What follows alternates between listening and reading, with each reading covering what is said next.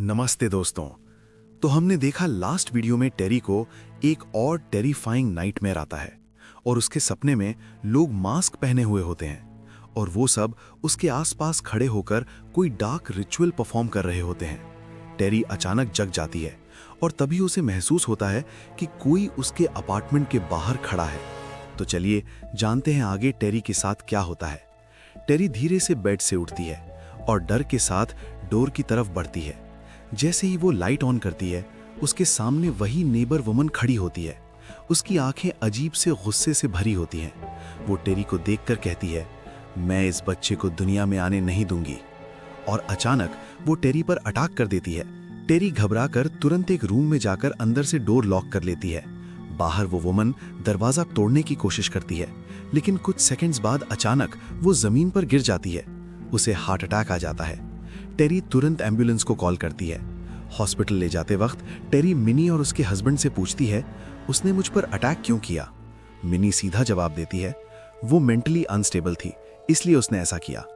लेकिन टेरी को उनकी बात पर बिल्कुल भरोसा नहीं होता है। उसे लगता है कि यहाँ सब लोग कुछ छुपा रहे हैं।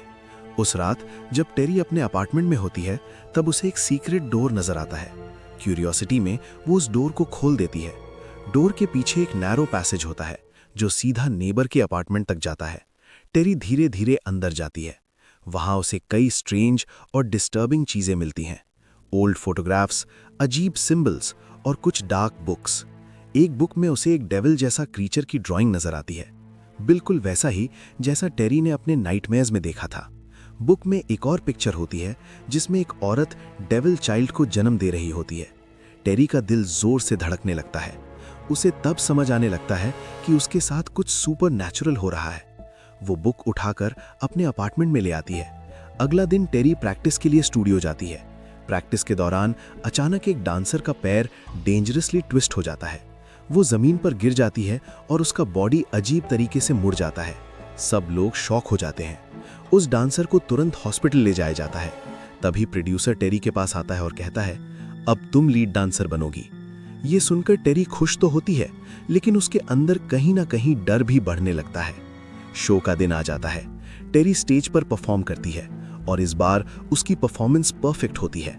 सब लोग उसकी तारीफ करते हैं। लेकिन जब टेरी घर लौटती है तो वो नोटिस करती है कि उसका बेली बहुत ज्यादा बढ़ गया है और अंदर बेबी बहुत वायलेंटली मूव कर रहा होता है।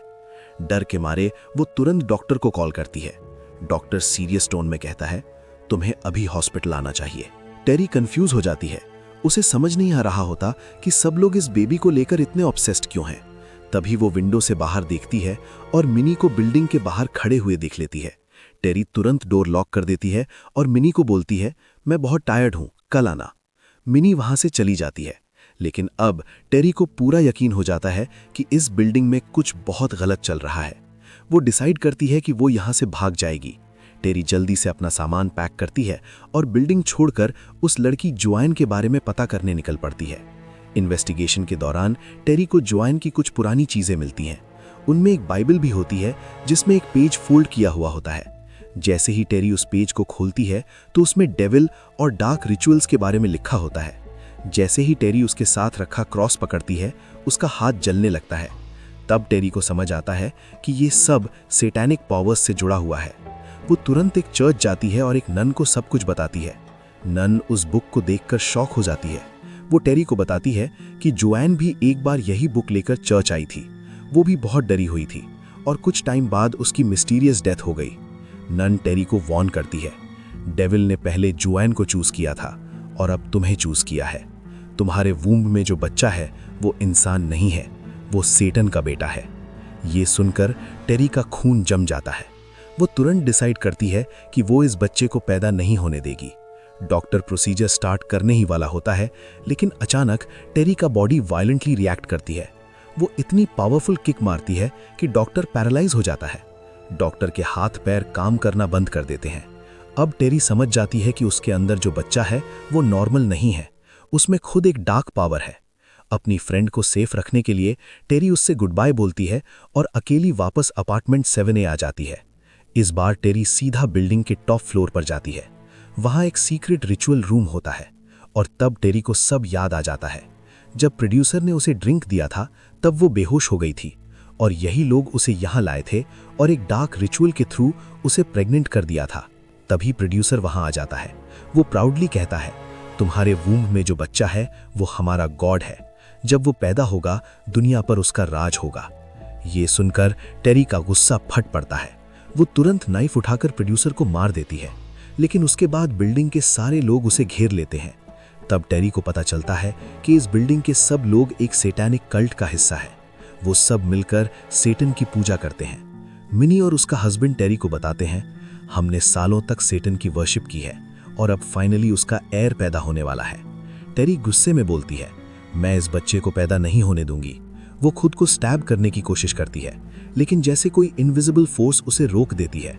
फाइनली टेरी हार कर कहती है, ठीक है, मैं तुम्हारा कल्ट ज्वाइन करूंगी। मिनी और उसका हस्बैंड बहुत खुश हो जाते हैं। सब लोग टेरी को वेलकम करते हैं। उस रात सब लोग एक सेलिब्रेशन पार्टी करते हैं, लेकिन पार्टी के दौरान टेरी अचानक विंडो की तरफ जाती है और बिना सोचे सीधा नीचे जंप कर देती है। नीचे गिरते ही टेरी की डेथ हो जाती है। कल्ट के लोग शॉक और सैडनेस में खड़े रह जाते हैं। थोड़ी देर बाद पुलिस बिल्डिंग में इन्वेस्टिगेशन के लिए आती है। पुलिस एक एक्ट्रेस से बात कर रही होती है जिसने टेरी की डेथ रिपोर्ट की थी। तब मिनी और उसका हस्बैंड वहां पहुंचते हैं। वो उस एक्ट्रेस को देखकर एक दूसरे की तरफ मुस्कुराते हैं, क्योंकि अब उन्हें अपना अगला टारगेट मिल चुका होता है और शायद ये डार्क कल्ट कभी रुकने वाला नहीं है। यहीं पर फिल्म की कहानी एक टेरिफाइंग ट्विस्ट के साथ खत्म होती है। दोस्तों, अगर ये वीडियो आपको पसंद आई तो लाइक बटन दबाओ, चैनल को सब्सक्राइब करो और वीडियो को शेयर करो।